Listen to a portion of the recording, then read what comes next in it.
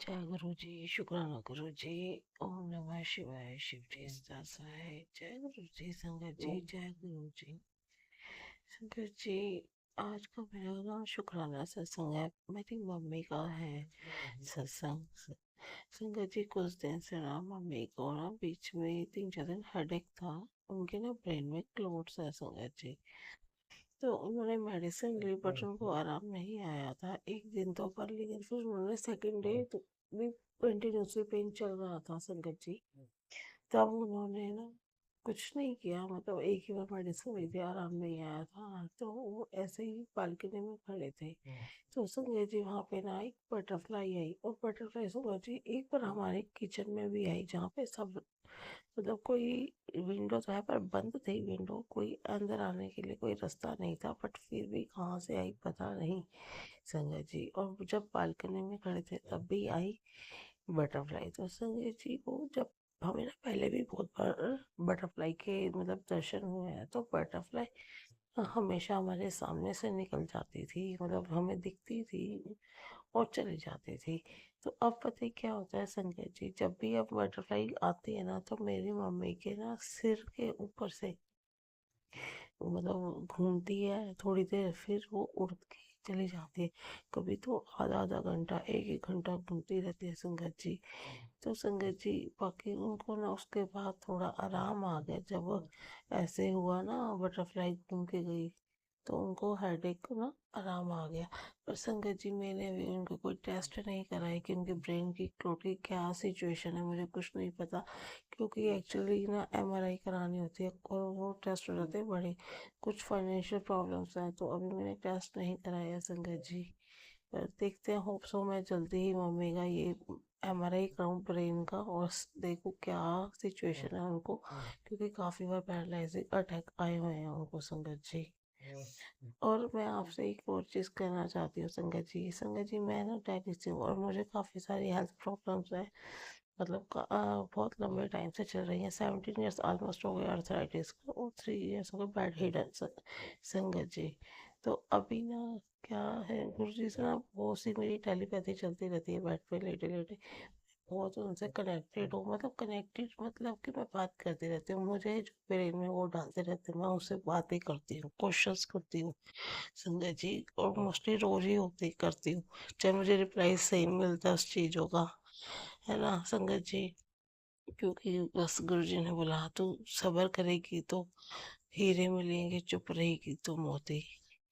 तो गुरु जी ने मुझे यही बोला है। तो मेरी टेलीपैथी संगत जी, मैं आज आपसे कुछ थोड़ा सा शेयर करना चाहती हूँ। मैंने गुरु जी से क्या बात की और कैसे पूछा, क्या बोला गुरु जी ने मुझे, मैं वो सब थोड़ा सा संगत जी शेयर करना चाहती हूँ। क्योंकि कहते हैं कि अपनी पैसे शेयर नहीं करनी चाहिए, पर संगत जी पता नहीं मेरा मन हो रहा है कि मैं शेयर करूँ।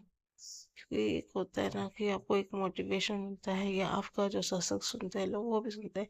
बाकी मैं ना किसी मतलब अपने खुद के लिए मोटिवेशन के लिए ही मैं ये सत्संग शेयर कर रही हूँ, कि मैं और ज़्यादा गुरु जी से कनेक्टेड हूँ, और ज़्यादा उनके ब्लेसिंग्स मुझे मिले।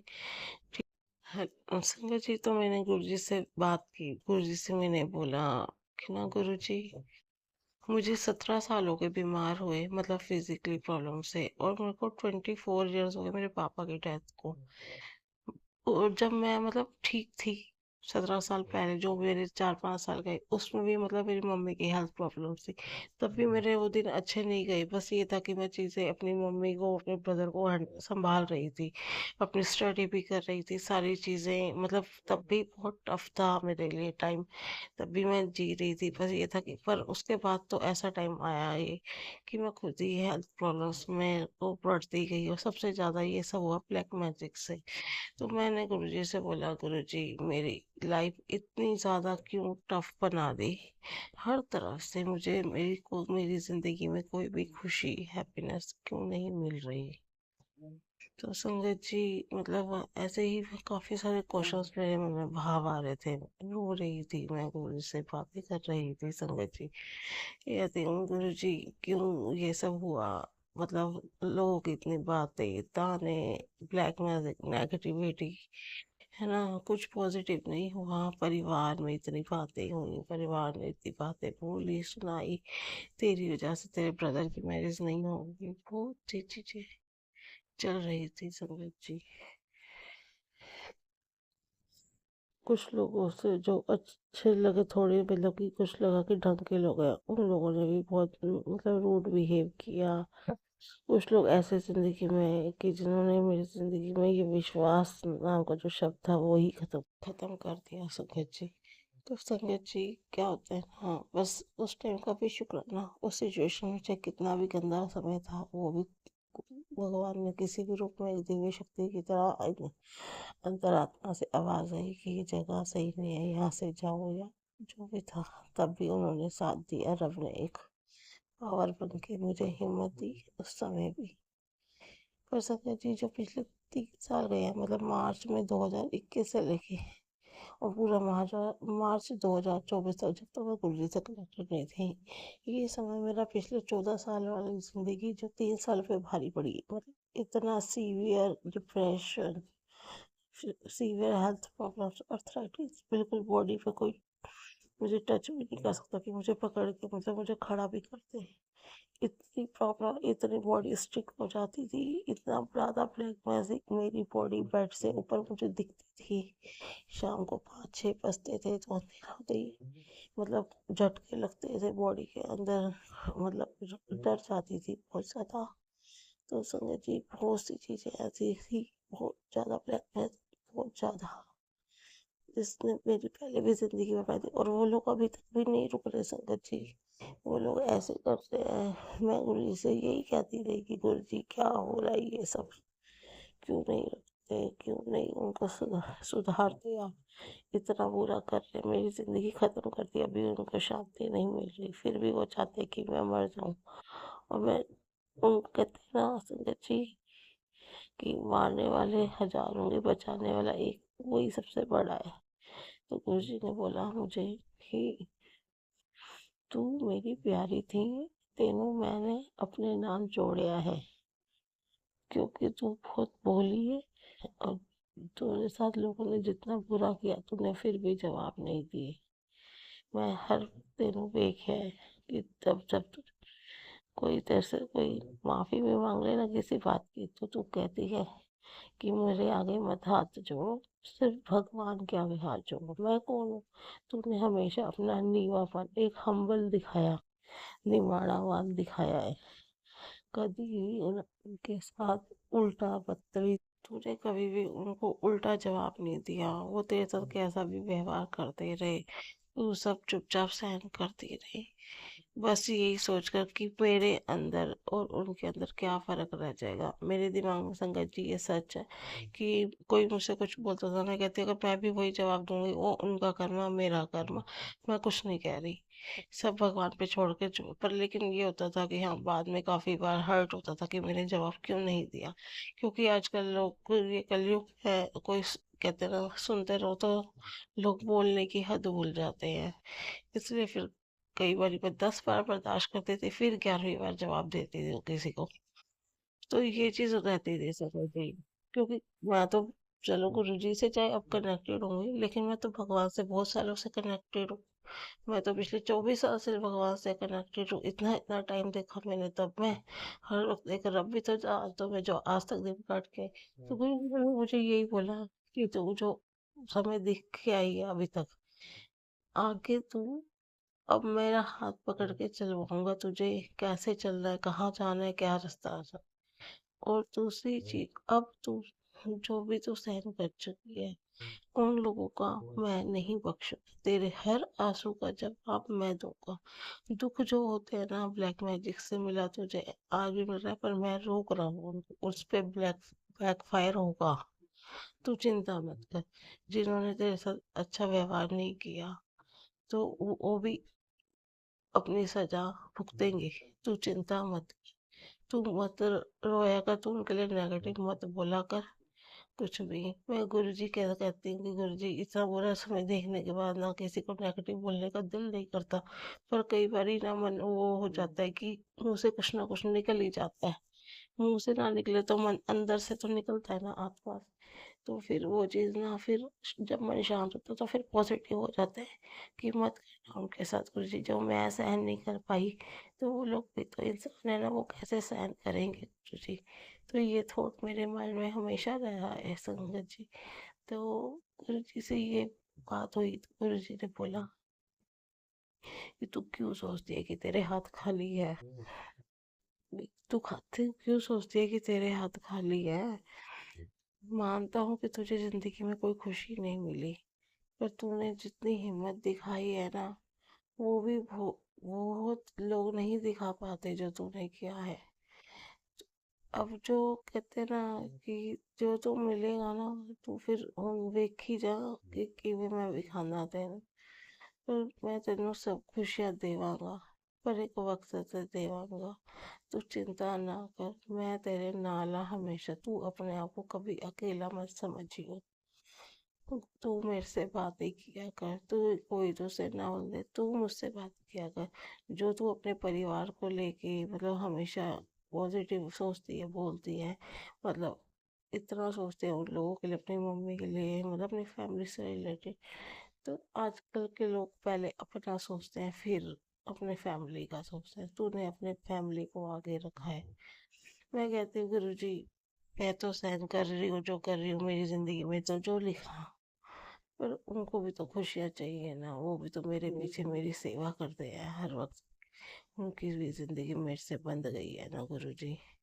तो गुरु जी ने बोला कि तू ये मत सोच, अब तुझे इधर जो मिला वो उनको मिला, तुझे ब्लेसिंग्स मिल रही है मेरी, तुझे भगवान के मतलब देवी देवताओं के दर्शन हुए ड्रीम में, है ना।